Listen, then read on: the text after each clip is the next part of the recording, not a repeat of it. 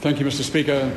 I rise to address this report from the Standing Orders Committee on the pecuniary interests of members. The report reflects a considerable body of work, I think, on a very important subject.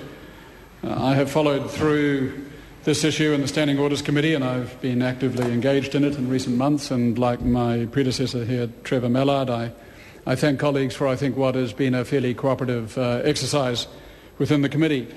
I'm satisfied the committee has returned a useful report. We shall be supporting adoption of the report and the changes to the standing orders that the report recommends.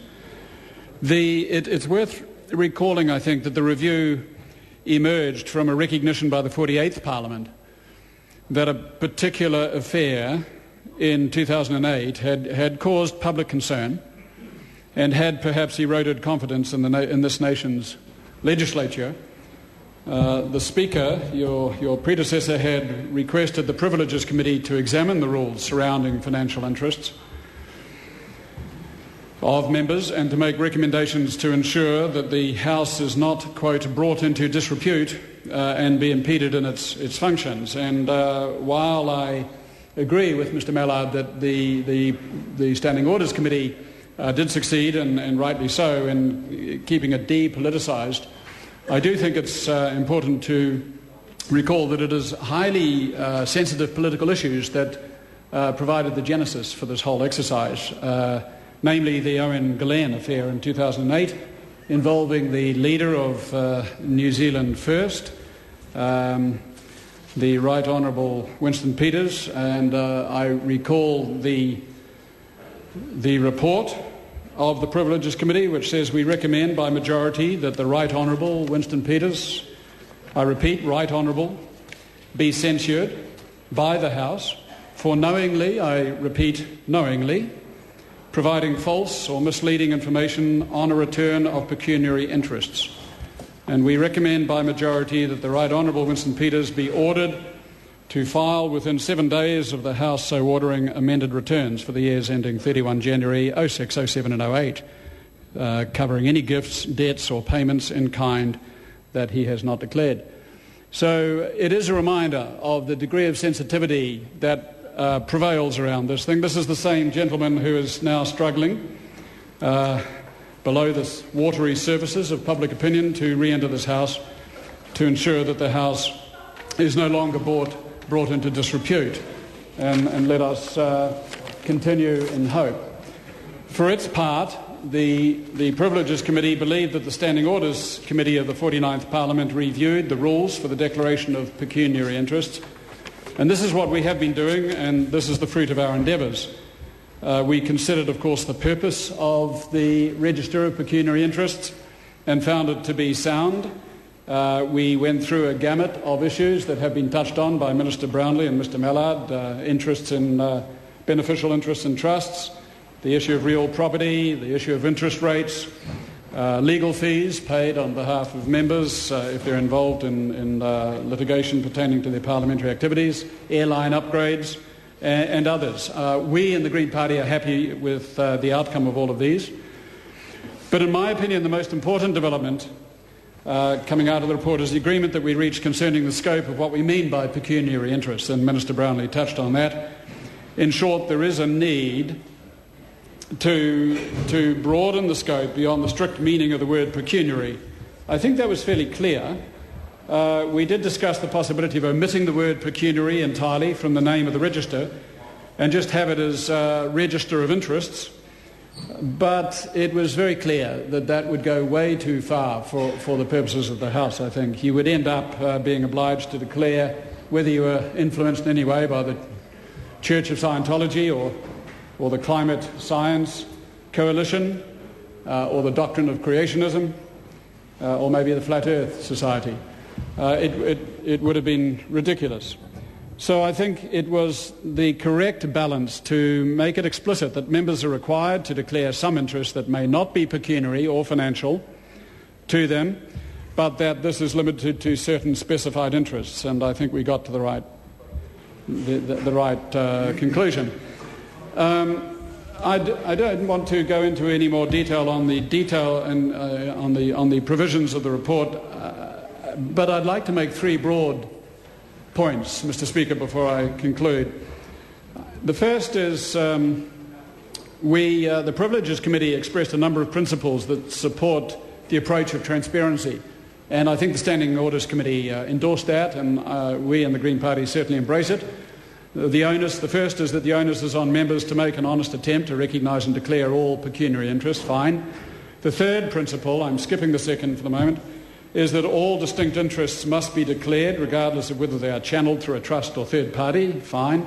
The fourth is that the approach in declaring interests should be, if in doubt, declare it, and that's critical. That's fine too. The second principle, I think is more complex. The second principle says that the House's decision to administer its own regime for declaring interests places a strong moral imperative on members to comply with the requirements in the spirit of the House's own rules. I think, with respect, that is one huge understatement. Administering one's own regime when it comes to pecuniary or financial interests is always going to be problematic. I have personally always been somewhat apprehensive over any organisation, whether it is the New Zealand Law Society, whether it is today's FIFA, or whether it is last century's Ku Klux Klan, that decided to administer its own regime of self-behaviour. And while I think that all members of this House are acting with integrity and good intent when they undertake to administer their own regime and place upon themselves principles and standards of the highest threshold, I think that in the normal course of human events we nonetheless fall short. And so I personally am always pretty apprehensive of self-administration of one's own financial regime. We have seen in the last few months a move away from self-administration when it comes to MP expenses towards the independent remuneration authority, and I wonder whether in due course we may want to reflect on this within that context as well. That's the first point. The second broad point is just to remind the House that we have a register of pecuniary interests for the executive now. I think for the last, decade and a half or thereabouts. We have one for the legislature for the last 4 years or so. And in each case, that is for the protection of the individuals, both in the executive and the legislature. What we do not have, what we lack, is comparable protection for the judiciary. And just recent month or two, we have found the saga of the resignation of former Justice Bill Wilson has prompted a private member's bill on my own part to record a register of judges' pecuniary interests, and that looks like it may be well received by both the government and the Labour opposition, and I look forward to collaborating with them on pursuing that later. The final point, sir, is the relationship between public and private sector funds. I believe it is right and proper that public funds be open and transparent in terms of accountability and scrutiny. The public has a right to be assured that public funds are properly spent, and public servants, in this case elected MPs, are not in any way influenced through a conflict of interest. And I think this report goes some way to meeting that goal. But the same standards, in my view, sir, need to be applied to private sector funding. If we have learnt anything from the global financial crisis of the past 2 years, it is that there should be no difference between the standards we proclaim for the handling of public funds and those of private sector funding. I do not discriminate myself between the taxpayer and the consumer, and I would be interested to learn whether ACT, the Association of Consumers and Taxpayers, shares this view. Why should the individual New Zealander insist on the strictest standards of transparency and accountability for public funds and tolerate a veil of opacity and secrecy for private corporate funds? We are all affected equally by both. We are all in this together. The pure obscenity of the public bailout of private corporations that have failed through corporate and individual greed, that masqueraded behind the mythological walls of the free market, commercial risk, performance-based bonuses and executive leakage, will stand as an abomination of the past 2 decades. It's time to insist on the same levels of accountability, same standards of transparency, same threshold of behaviour between the public and the private sectors. Thank you. Ko Rahui Kātani. Thank you, Mr.